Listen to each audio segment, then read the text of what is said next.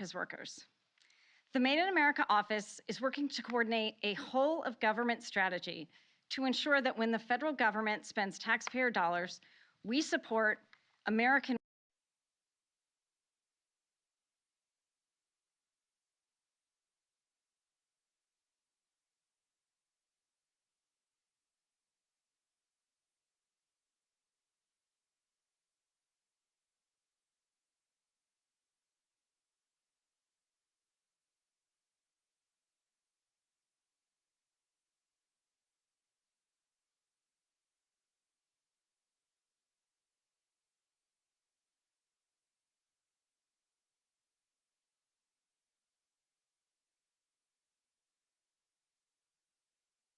century. These investments will make our economy stronger and more resilient, with more jobs, more growth, and more opportunities for America's workers. Our strategy is working. Businesses are investing in American manufacturing at historic rates, and our economy added 423,000 manufacturing jobs since the president came to office. A good example of this success is Siemens USA. Siemens USA is a global leader in innovative healthcare, infrastructure, and energy technologies, employing 40,000 people serving customers all over the United States. Siemens is just one of many major companies investing in the United States, meaning jobs for hardworking Americans. At the helm of this corporation is Barbara Humpton, a woman who views the true purpose of technology as expanding what's humanly possible.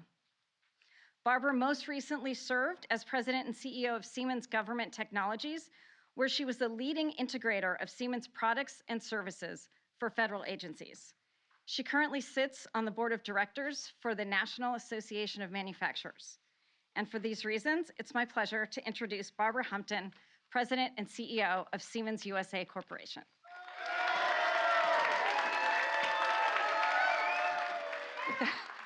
Thank you, Celeste, and thank you, Mr. President, for inviting us to the White House for this announcement. And what better day than Employee Appreciation Day? You can see on the screens here, we have employees from Pomona, California, as well as Grand Prairie, Texas. And you know that for years, the questions about America's crumbling infrastructure has been, what if? Instead of just maintaining, what if we really invested in the next century of American growth and leadership? We now have the opportunity to answer this question thanks to the bipartisan infrastructure law. As the president said in his State of the Union address earlier this week, we're done talking about infrastructure weeks. Now we're talking about an infrastructure decade. And when we get to focus on today is not just what we'll build, but who will build it over this next decade. People like my colleagues joining us today, workers who support the industries and create the infrastructure that form the backbone of America's economy. Our teams in Pomona and Grand Prairie develop electrical equipment powering critical infrastructure systems, including electric vehicle chargers, data centers, and factories. Today, to meet the growing demand and to support national infrastructure projects, Siemens is announcing our plans to invest $54 million into these manufacturing facilities.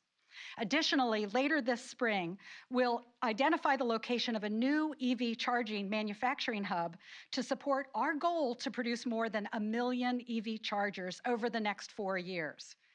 All told, this footprint expansion, just this footprint expansion, it translates to nearly 300 new jobs. And we know there'll be more jobs still to come in our regional supply chains. Folks, a new era for manufacturing is now taking shape in America. Think about what we've experienced during the global pandemic. COVID-19 affected everyone, everywhere. But from the start, the response to it was local. We had to have readily available production and in-demand supplies. And as we've continued to address supply shortages of critical items, everything from PPE early in the pandemic to chips more recently, the future of industry we're now seeing is what I've been calling glocal. We've seen how essential global innovation can be, and it will continue so. But as supply chains have been disrupted, and we've also seen how important it is to be able to establish local production capabilities, We see that we can build resilience against future disruptions. But that's not all. Technology, from automation to digital tools to additive techniques like 3D printing, is strengthening the case for investing in American manufacturing or for globalization. It's strengthening the case for making things in America for American customers, leveraging state-of-the-art technology, and being able to co-locate manufacturing with research and development, just like we're doing today as we partner with national manufacturing institutes in Detroit, Chicago, and Silicon Valley. All of this leads to more resilient supply chains. I'll add that when Intel CEO Pat Gelsinger was here in January to announce plans for new US semiconductor plants, we heard Pat voice his support for funding the CHIPS for America Act to boost US semiconductor production. And I'd like to join Commerce Secretary Raimondo and the President in supporting targeted investments in research and development and in industrial modernization projects. We're glad to see bipartisan support for growing advanced manufacturing in America at greater speed and scale, and we urge Congress to take action. Let's continue to work together across the public and private sectors to build this industrial base. And I'll say this, we have some real work cut out for us when it comes to inspiring the next generation of workers to join in what we're building. At Siemens, we're actively recruiting for more than 2,400 jobs, open jobs today nationwide. Approximately a quarter of our hiring demand is in manufacturing, where nationally there are currently more than 800,000 job openings. So I'm looking forward to handing it over to Lonnie Stevenson, President of the International Brotherhood of Electrical Workers, in just a minute. But before I do, I want to share one final idea about how we build this workforce, because I really think a lot of it comes down to addressing the myth we hear so often that investments in modern technology will relegate workers to the sidelines. Folks, for the first time, a human picked up a rock and used it as a tool. Tools and technology have elevated the role of humans. And the future of manufacturing is no different. It's no different even as we introduce tools which, frankly, I never could have even dreamed of when I started my career as a software programmer in the early 1980s. I mean, we actually were using slide rules back then. But today, in Grand Prairie and Pomona, they use our digital twin technology that was instrumental in supporting NASA's Mars rover mission, software that combines the real and digital worlds. And in Grand Prairie, they've also deployed advanced robotics. Yet what I saw when I last visited Grand Prairie wasn't fear of an automated future, it was actually excitement. Workers weren't being replaced. A new training program for technicians was teaching them how to program robots. Instead of being focused on repetitive tasks, workers were running multiple machines. They were programming the delivery of parts for the next shift. Multi-generational teams were working together to increase product, quality, safety, and speed to market. So, as our infrastructure investment leads to new orders that spark transformation across American manufacturing, we're not going to automate people out of the process. No, I promise you, we will expand what's humanly possible. We'll expand opportunities for people at all stages of their lives, their careers, and education to shape a future that's more sustainable, resilient, and equitable. Mr. President, thank you so much for bringing us here today. And now I'd like to introduce Lonnie Stevenson.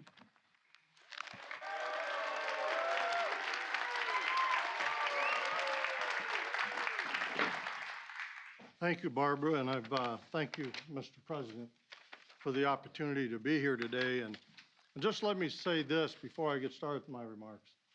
President Biden said a year ago, and he was talking about bringing jobs back to the United States and good-paying manufacturing jobs. And more importantly, he says union jobs. And that's what we're here. We're here working with our partnership, the partnership that we're so proud that we have in the IBEW with Siemens, and see them following through, having the opportunity with the infrastructure to be able to expand what they're doing here across the country. It's going to mean job opportunities for our members as they expand. It means more union jobs available in the United States. So thank you both, Barbara and President Biden, for your commitment to make this happen. You know, the IBEW is the largest union of electrical workers in all of North America.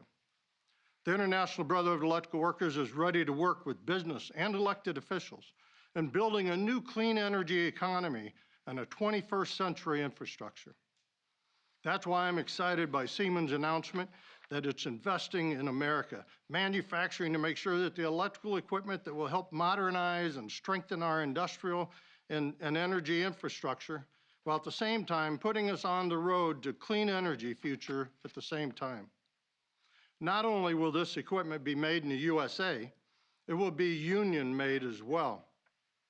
In supporting good paying jobs for IBEW members that they can then support their families and have, comfort to know they've got good opportunities for them and their families. The Bipartisan Infrastructure Act has opened up new opportunities to invest in clean energy generation and building the parts that will modernize our roadways, bridges, transportation system, and the energy grid, which we're all part of that as well. And it's all going to be done here at home. Today's announcement proves in action that this groundbreaking legislation is already helping support American jobs and American manufacturing. Investing in our infrastructure and manufacturing industry also means investing in skilled blue-collar training. And the IBEW is proud to partner with Siemens in providing the pathways to advanced manufacturing careers in this industry. Union careers that won't just rebuild our infrastructure, but our middle class as well. As I have been saying for years now, IBEW members are ready, and I've been saying it for a long time, we're ready to get to work and rebuilding our infrastructure and growing a renewable building or energy economy. And we're excited to be working with our industry partners, such as Siemens and others, and taking the first steps towards a stronger, more competitive, and cleaner economy. So again, Mr. President, I can't thank you enough. And I want to give a shout out to our members in both California and Texas. They're the ones, the backbone, they're the ones doing the heavy lifting, the work day in and day out, producing for this country and making us a better country because of it. So thank you to all of them. And next, I have the really distinct honor to represent our next speaker, IBEW member, Johnny Lee. Johnny, I think you'll see when you hear from him, is dedicated. He's a hard worker. He's very well respected amongst his peers, his workers, and he also understands that he wants to make sure that Siemens is also being able to move forward as the company and that they're successful as well. So please give a warm welcome to Johnny Lee.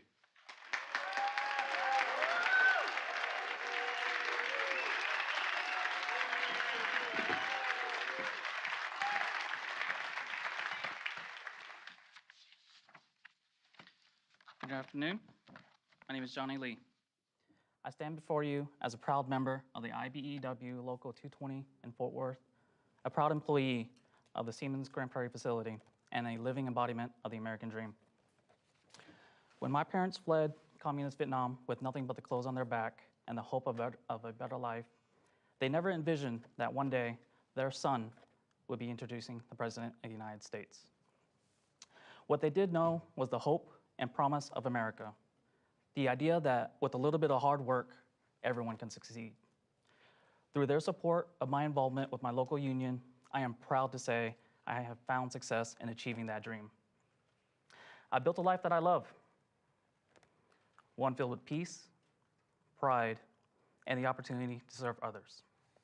As a shop steward and a Vietnamese interpreter within the plant, I help my union sisters and brothers on issues that impact all of us, all while building infrastructure for a better tomorrow. My story and so many others of first-generation Americans would not be possible without the important pro-worker, pro-union policies that President Biden and his administration support. By investing in infrastructure and good union jobs, President Biden is laying the foundation for a future that will support working families for generations to come. A proud partner in a future our companies like Siemens. By investing millions in employee training programs and workforce development initiatives, Siemens is creating a pathway to the middle class for thousands of working families, all while solving the infrastructure challenges of today and tomorrow. It's true that individual sacrifice and hard work are central to the American story.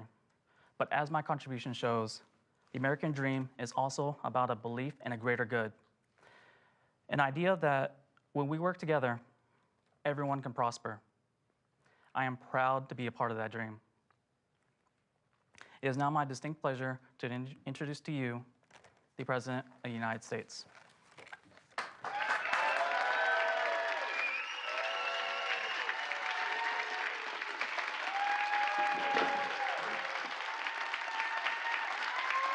What Johnny didn't tell you, he's a break dancer. But he's not going to do it on the stage right now. Before I begin officially today, I want to thank the Made in America director, Celeste Drake. I also want to acknowledge it's her birthday, and it's really tough turning 30, so be nice to her. Happy birthday, kid. And Johnny, thank you. Thanks to all your coworkers. I just had a chance to meet before you all came in. And I want to thank Barbara Humpton, Siemens. Lonnie Stevenson, president of the IBEW, one of my closest buddies, and he's been my friend for a long, long time. Earlier this week in my State of the Union address, I said there was something happening in America, starting with historic economic recovery that we're seeing right now. And today, we've learned that in February, our economy created 678,000 new jobs. 678,000 new jobs. Over the course of my presidency, our economy has now created 7.4 million jobs. More jobs created in a 13-month period than any time ever before in our history. And we've learned that in February, the unemployment rate fell to 3.8%, down from 6.4% the day I took office, beginning in 2021, which is the fastest decline in unemployment rate in recorded history because of all of you. And by the way, before the American Rescue Plan passed, the Congressional Budget Office didn't project our unemployment rate to hit 3.8% at any time over the entire decade. Americans are back to work. Yes, family budgets are still tight, but a lot of Americans are getting paychecks this year more than they got last year, and restoring the dignity of work so they can show up at work with some pride. You know, job gains in February were broad-based across sectors, from construction to retail to manufacturing to leisure and hospitality. The decline in unemployment rate was broad-based as well. The fact that unemployment rate among workers without high school degrees fell to 4.3%, the lowest on record since we've been keeping records, 4.3%. It's amazing. Workers' weekly earnings rose in February. The people in working class sectors like transportation, warehousing saw some of the strongest wage gains. This is what it looks like to grow an economy from the bottom up and the middle out. Because of the progress we've made in fighting COVID, Americans can not only get back to work, but they can go to the office and safely fill our great downtown cities again and gaining more commerce. With 75% of adult Americans fully vaccinated and hospitalizations down by 77%, most Americans can remove their mask, return to work, and move forward safely. Today's news is a welcome reminder that we're coming back stronger as a country and as a people. You know, we've been through two of the hardest years this nation has ever faced. The pandemic has been punishing, as many of you know, and some of you may know it from a personal standpoint. Maybe you lost someone in this process. You got up this morning and looked at an empty chair. Well, it's been punishing, but we're coming back. And so many families are still struggling, though, to make ends meet because of inflation. I understand our top priority must be getting prices under control. Look, our economy roared back faster than most predicted, but the pandemic meant that businesses had a hard time hiring enough workers to keep up and production in their factories. The pandemic also disrupted the global supply chains. When factories close, it takes longer to make goods and to get them to the warehouse and get them to the store, and prices go up. Just take a look at cars. Last year, there weren't enough semiconductors to make all the automobiles people wanted to buy. They had a lot more money in their savings accounts and in their paychecks, but they weren't able to go out and spend it on leisure because of COVID. So what happened? They decided that they were purchasing products like everything from homes to automobiles to hard products. And the price of automobiles, for example, went way up. More people seeking them and fewer being made. And we have a choice. We have a choice. The way to fight inflation is to drive down wages and make Americans poorer, or have a better plan to fight inflation, lower costs, and not your wages. The more semiconductors we make in America, and by the way, they were invented here in America. The semiconductor was invented in America when we went to the moon. And when we do that, when we focus on making sure that we make those again in the United States of America, so few are being made, we make a heck of a lot more cars. And you bring prices down. The supply chain is filled.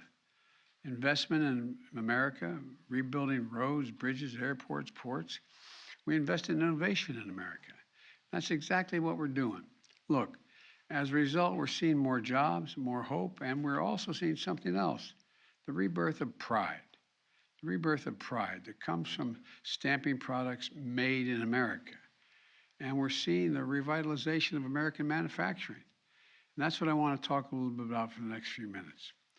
Today, companies are choosing to build new factories when just a few years ago they would have built them overseas. They're investing right here in America. On this very stage, we were standing before Intel. The chairman of the board of Intel was here. He announced a $20 billion investment to build a semiconductor mega site outside Columbus, Ohio, creating 10,000 new good-paying jobs. A portion of them are the construction jobs, but the full-time jobs, the average salary in those places are going to be $135,000 a year. And if Congress passes the Bipartisan Innovation Act, Intel is ready to increase their investment from $20 billion to $100 billion. You know, as I said, we invented the semiconductor, but we haven't been making them in America for a long time. We had to import them. We had to wait. It cost more. And that's what I mean when I say dealing with the supply chains. Since I took office, companies have announced investments totaling more than $100 billion in electric vehicle industry for the future.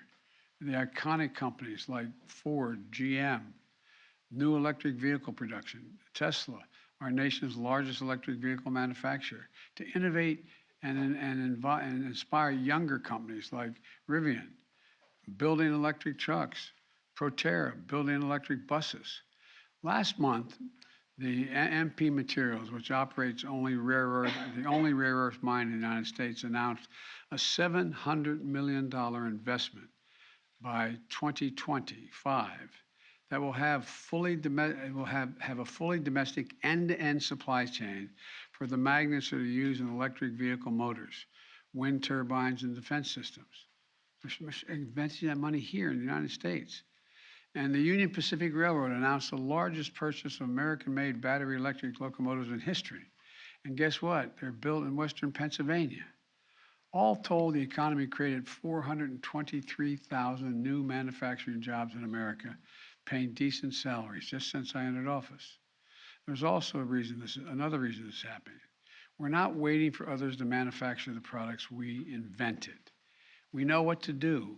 We know how to manufacture things in America. Today, that progress continues.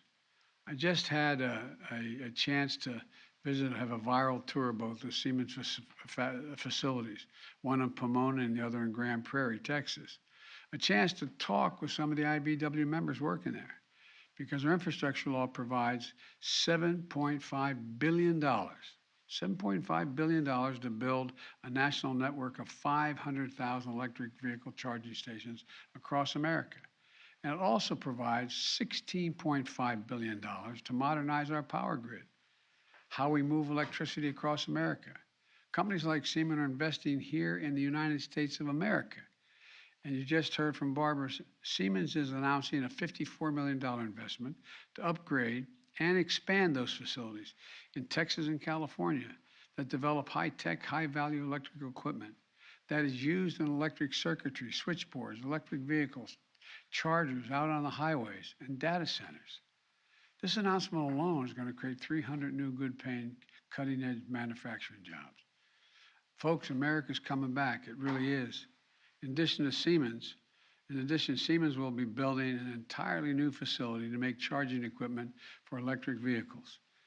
The location of that facility will be announced later this year. I don't know where it is, so don't ask. A lot of my colleagues in the Congress are going to be saying, Joe, where's it going to go? I don't know.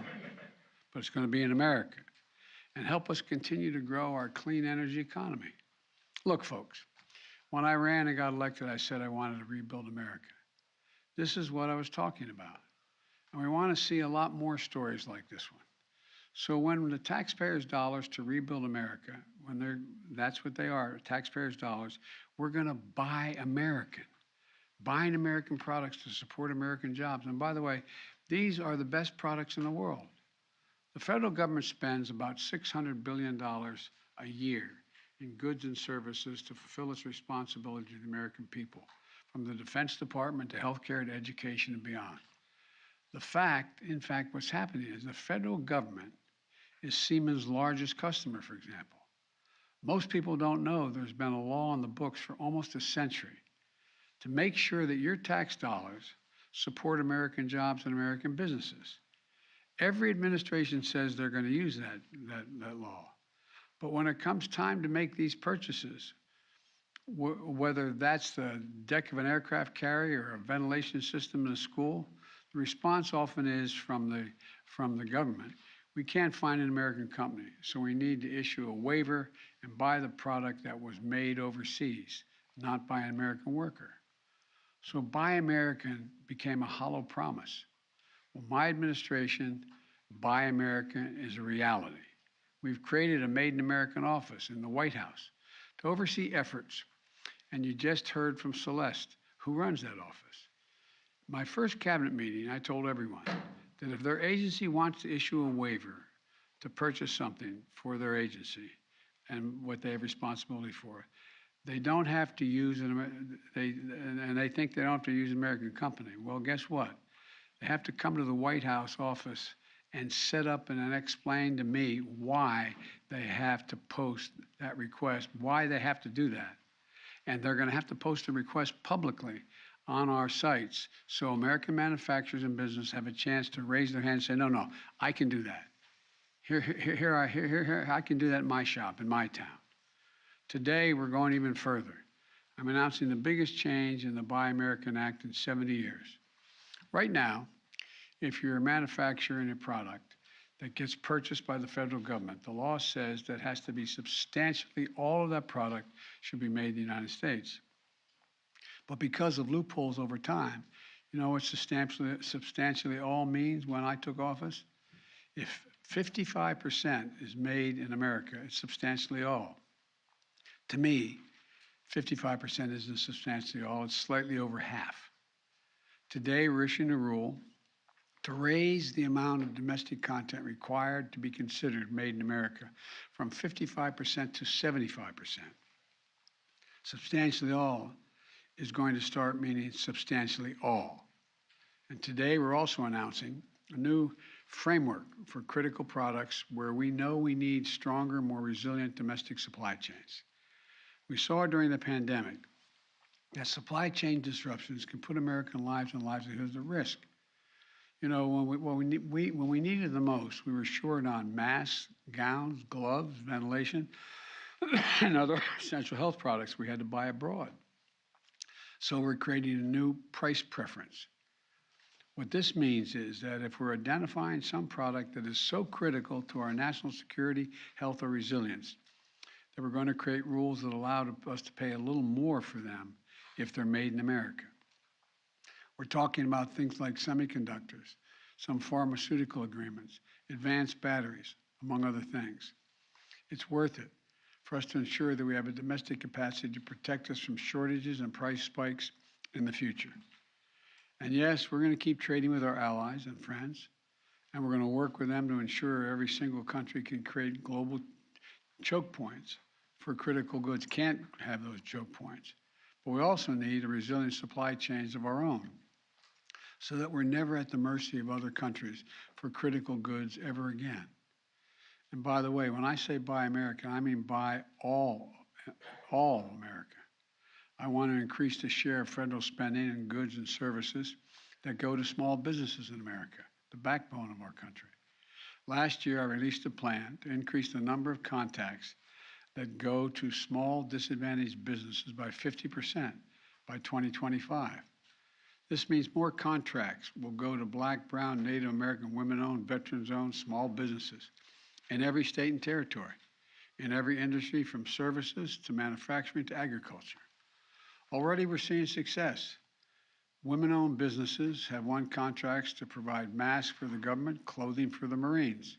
Veteran-owned small businesses are now producing specialty trucks and trailers for the Department of Veterans Affairs and the Army. We're seeing other Buy American successes, which will allow us to make synthetic rubber gloves in Alabama, fibers that go into N95 masks in New Hampshire, shipping containers in Maryland. The list goes on. And here's what it all adds up to. Today, I'm placing a bet on America. Everyone here is going to make sure that it pays off, everyone on this stage. What I say today, what we've seen in the past months, is more reason why we need to reject the defeatist view that the forces of automation and globalization mean we can't have good-paying union jobs manufacturing here in America.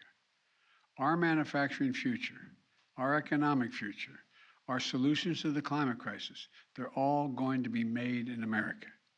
And what that means to build a better America, well, it does. We're going to build a better America as a consequence. So thank you all very much, and I thank my colleagues for being here. And I understand a lot of Siemens folks are in the front row there too. Welcome. And thank you all in California and in Texas. Thank you. Thank you. Thank you, guys.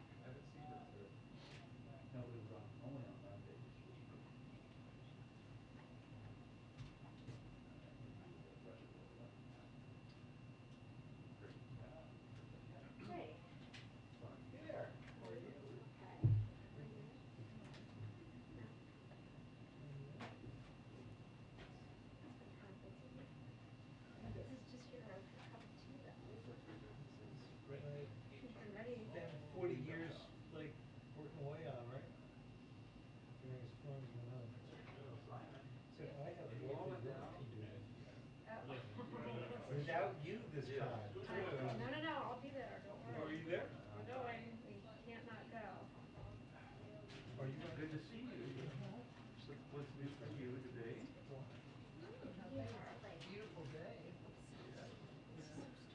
Waiting for the time change. Sunlight. I was gonna say, I would have happily given you the WHCAC. Actually, it's actually So what is the theory on that? You think he's gonna kill all of us? I'm not in any sort of position. Like,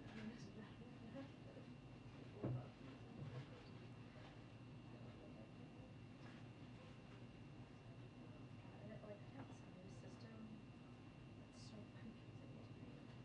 Oh, a new editing system? Yeah, so I just like posted a story and wrote through it, but now I need the original story. So when are you